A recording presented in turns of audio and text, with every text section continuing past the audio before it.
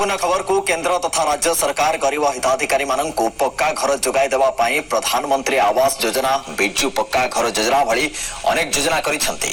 योजना रे गरीब हिताधिकारी मानक सुफल मिलु नथिबारु दीर्घ वर्ष एवं चाल एवं पॉलिथिन तले कटुछि दिन।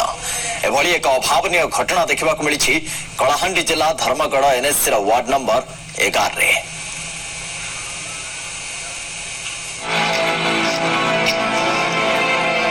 पॉलिथिन तले कटुछि दिन खरा वर्षा हेउ कि शीत सबु बेले पॉलिथिन तले रहुचंती 5 प्राणी कुटुंब।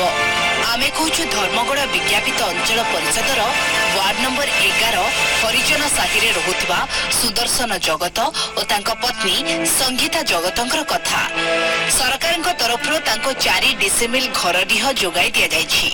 मजूरी लगी गुजरात मेंटाउथिबा ए दंपतिंकर परिवार ओळिए खाइले ओळिए उपवास रहुछंती। आवास योजना रे घर खंडिए पई बारंबार दाबी करथिले मध्य कोनोसी सुफल मिली पारि नाही।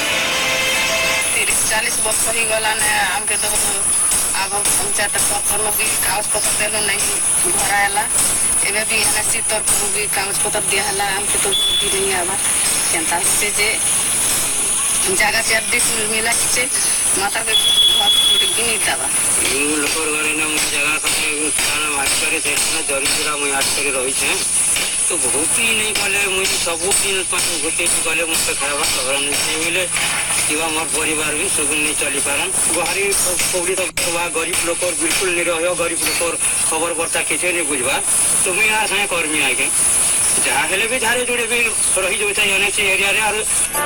ग्रामवासी सुदर्शनकर अवस्था को देखि तांको बारंबार घर जोगाई देवा पई दाबी करथिले मध्य केही हेले कर्णपात करूनाहंती। सेपटे तदंत परे एही अभावी परिवार को घर जोगाई दिया जियो बोली धर्मगढ़ एनएससी अध्यक्ष प्रतिश्रुति दैछंती।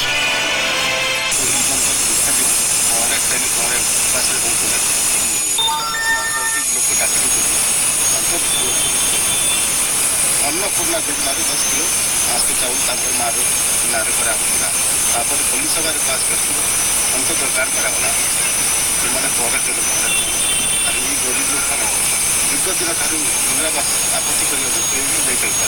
देखन तो सुदर्शन जगह 11 नंबर वार्ड से आवेदन करेनी आवास योजना ऊपर हम लिस्ट में चेक करू निश्चित रूप से यदि आपको डॉक्यूमेंट दे देबो घर बारी रो पट्टा इनकम सर्टिफिकेट आ मोर कोनोसी जगह रे सब घर नै बोले एफिडेविट दिले ए डॉक्यूमेंट गुडा दिले निश्चित रूप से घर पाइबो ये कोन दी मत नै।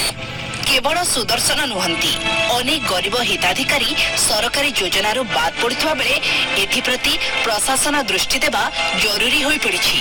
धर्मगढ़ टेकचांद छत्रिया रिपोर्ट जी मीडिया।